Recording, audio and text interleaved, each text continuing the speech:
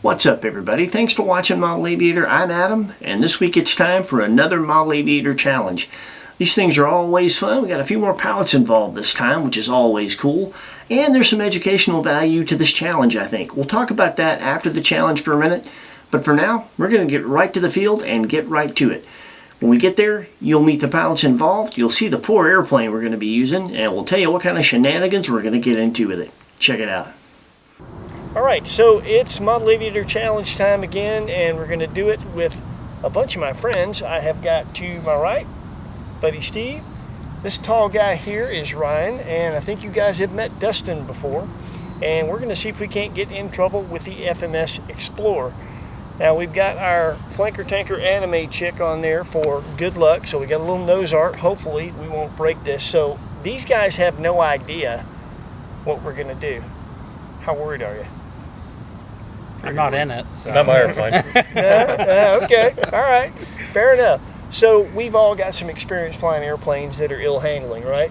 Mm-hmm. Yes. Well, that's what we're going to do. This is going to be an out of trim challenge, and the way that it's going to happen is we're going to have 3 rounds. First round, it's going to be a little bit out of trim. Second round, it's going to be a little bit more out of trim, and the third round, it's going to be kind of a hot mess. And the only thing that we're going to get judged on is landings. And it doesn't have to be super smooth. Obviously, we don't want to break it if we can help it. But you get 2 points for landing on the geotextile runway and rolling out on the runway. You get 1 point if you land on the geotextile runway and run off of it. If you touch wheels down off the geotextile, no points. You get 1 go around. So you take off, you can set up 1 approach. If you can't get it down then, you get 1 more. If you can't get it down then, no points.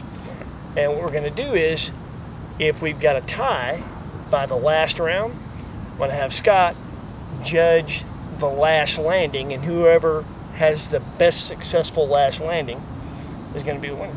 All right? Sound good? All right. Cool. All right. Let's do it. Okay, so how do you think your chances are? First 2 rounds, yeah, but knowing Adam, I feel like it's going to be extremely hard on the 3rd round. Full deflection for sure. It's going to be very hard, so I'll try my best on the 3rd. But Who are you worried about? I don't know. Dustin's kind of quiet. He's plotting something over there. He's got that grin. He's got something going on. So I don't know. All right. So how you feeling about it? Oh, I'm gonna win. Oh, yeah. okay. Yeah. All of my planes are garbage, so pretty good at flying garbage. Okay. Yep. He's gonna win. So how you feeling about it? Pretty good. Steven flies all my old airplanes, so I'm used to flying garbage as well. Who are you worried about? Nobody. I pick people I can beat. Just kidding.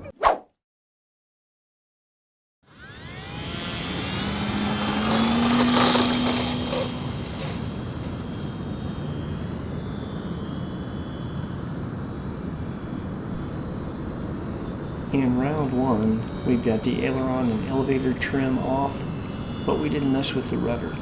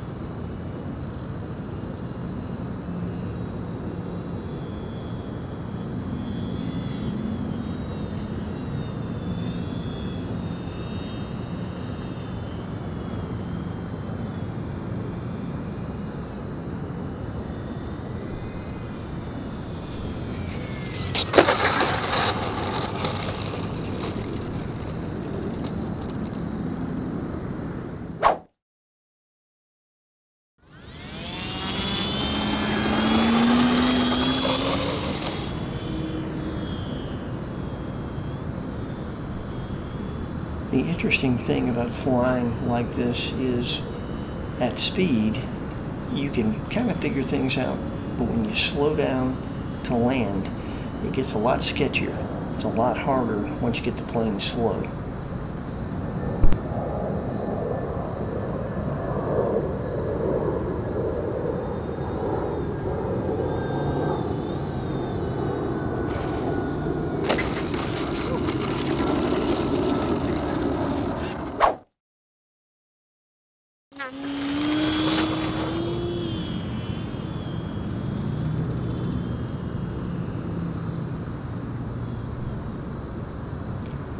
Ryan decided to turn around and come in the other way.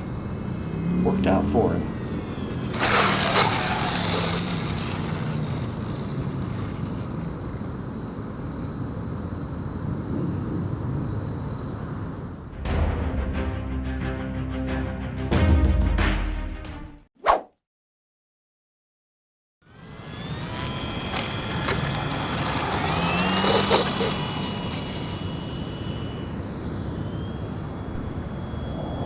For round 2, we reversed the direction. We were throwing the aileron and elevator off, and they're further off than they were in round 1. And we've got the rudder trim out of whack, so now on every axis, this airplane's flying poorly.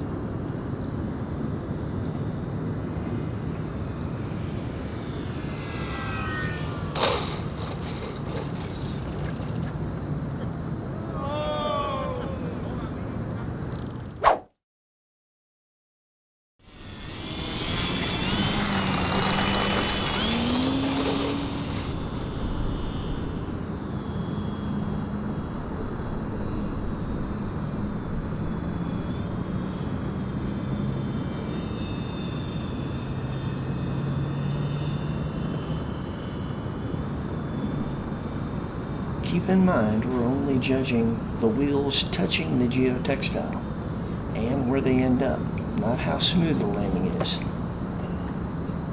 I'd say Steve handled that well.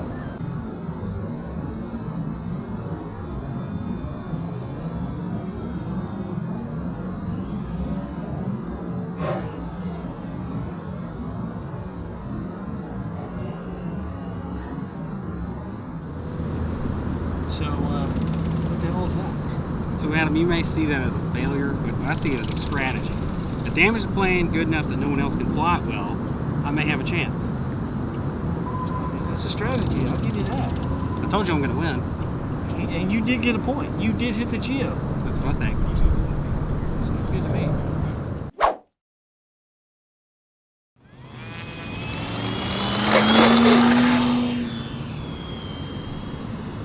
Believe it or not, all we had to do was replace the prop. I'll say one thing for this Explorer, it's tough.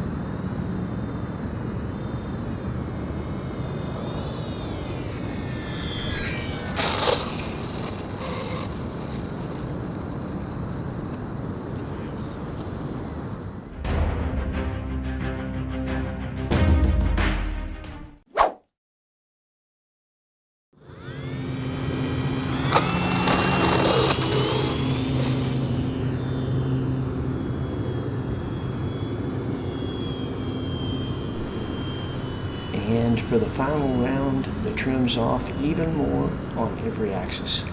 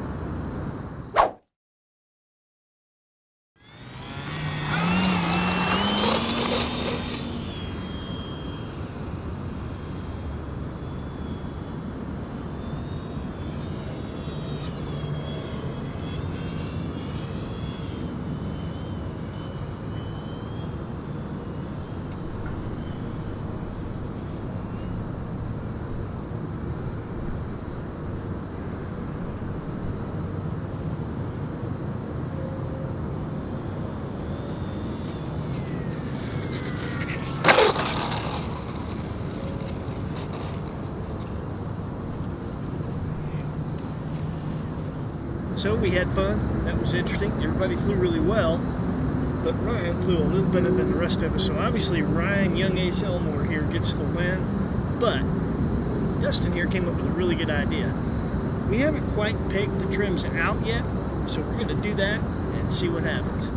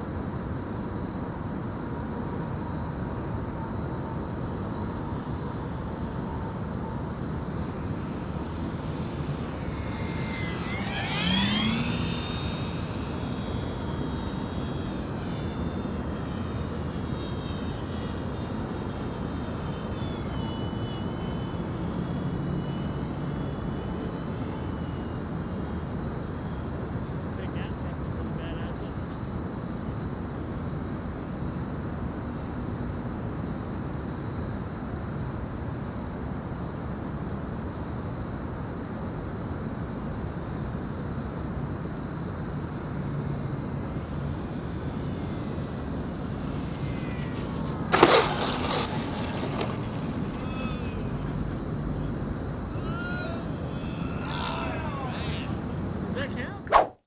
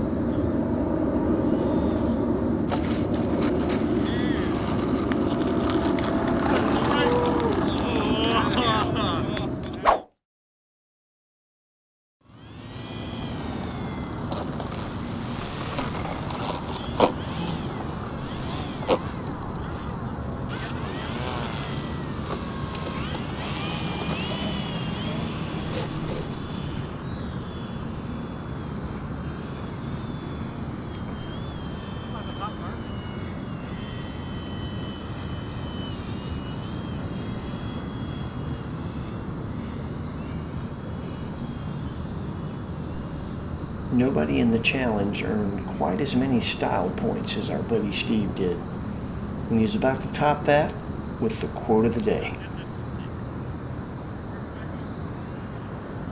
I can't. Help me, Tom Cruise! No! All right, well, that one's in the books, and Ryan won it. Did a pretty good job. Won it by a point over the rest of us. You guys did a good job too. What'd you think of this? It's pretty neat. I mean, I think maybe my skills are beyond the capabilities of this aircraft. I think you may be right. Yeah. I was Yeah. disappointed I mean, Steve didn't have to climb a tree, so. I mean, you're sponsored by Big Red, right? Not anymore. Not anymore. Yeah. Not since the quality debacle. Gotcha. What do you think there, winner? I'd like to thank Lord Jesus for bringing this plane down in one piece and helping me not say the meanest things about this plane, but overall it was a fun experience and not a fun plane. That's all I have to say. I'm not sure how much God had to do with that. I don't know if he's got time to mess with stupidity, but maybe so. Anyway, you did a great job, man. Thank you. Thanks, guys. I really appreciate you all doing this. Appreciate it. It's fun. That was fun. We'll come up with something else stupid to do. All right, that was fun. Hope you found it entertaining. I want to thank Dustin, Steve, and Ryan for participating, and congratulations to Ryan. You were one heck of a good young pilot. You did a great job. They all did. So, I mentioned that there may be some educational value in this, and in my opinion, the educational value lies here. I am very blessed, and I have a great appreciation for the RC aircraft life that I get to lead. I get to maiden and test and set up airplanes of all sizes, all values for a lot of people. I really appreciate that they entrust me with their babies, and I get to fly with a lot of people.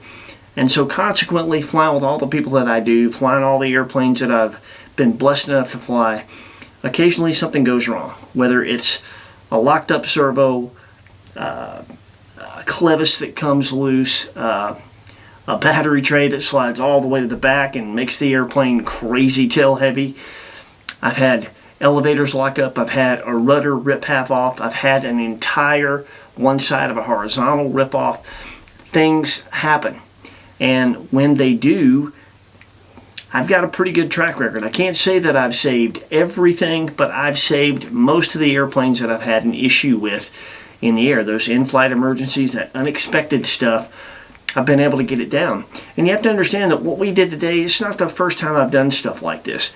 A lot of the people that I fly with, we've challenged ourselves. Steve and Dustin are the kind of guys that do this kind of thing. We'll throw an airplane out of trim and fly it. We'll reverse a control surface and fly it. just to get the experience of getting our hands on something that is really ill-tempered, something really wrong, and getting that experience gives us the confidence to know that if that happens unexpectedly, we can handle it. And so I get a lot of questions from people when I save an airplane, you know, how is it that you manage to hang in there with it? How is it that you're cool under fire? Well, the practice helps, but it's also the attitude. First and foremost, my process is focus on what is right, not what's wrong. People try too often when something goes wrong with an airplane to figure out what's wrong. Well, it doesn't matter. Until you get it on the ground, there's probably nothing you can do about it anyway. You need to focus on what's right. What control do I have? And once I figure out what's working and how much control I have, then I've got a quick decision to make. Do I think that's enough to land it? Or is that only enough maybe to direct the crash away from people and property? I have a duty to do one or the other. So once I know how much control I have, I make that decision and I get to work. And the second thing is you just can't quit. Don't stop flying. Don't freeze up. Don't give up. Keep flying until it's over. And it doesn't matter what over is. If over is you take a trash bag out and you pick up the pieces, so be it. But if you hang in there with it and you keep flying, over might be you taxi that baby right up to your feet. One thing is for sure, if you quit, you're not saving anything. So that's the educational value in doing stuff like this. Obviously, we use a beater when we do stuff like this. Nobody's going to take their hanger queen and risk it doing silly things like this. But if you've got a beater plane, challenge yourself from time to time. Throw it out of trim. Maybe even if you're really bold, reverse a control surface or something, and just get used to calming your nerves when things aren't right, hanging in there, focusing, and flying. If you have a real emergency, that experience can save you. So there it is. So thank you for watching. Please like, comment, and subscribe. Hope you've enjoyed this. Hope you found a little tip at the end helpful. Take care of yourselves, and we'll see you next week with something cool with wings.